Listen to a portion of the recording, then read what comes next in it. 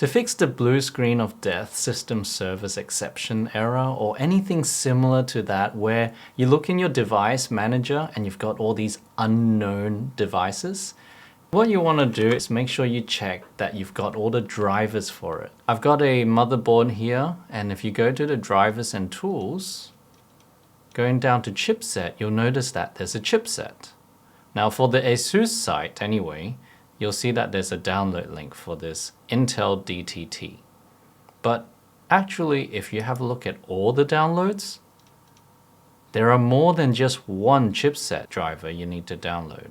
There's the Intel DTT, there's the Intel ME, and most importantly, the Intel chipset driver.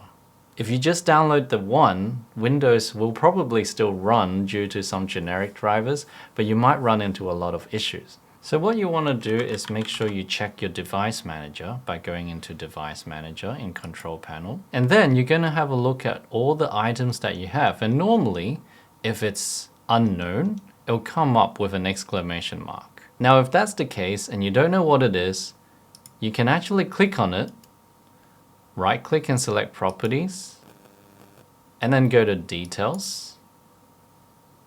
And under the drop-down box, you can select Hardware ID.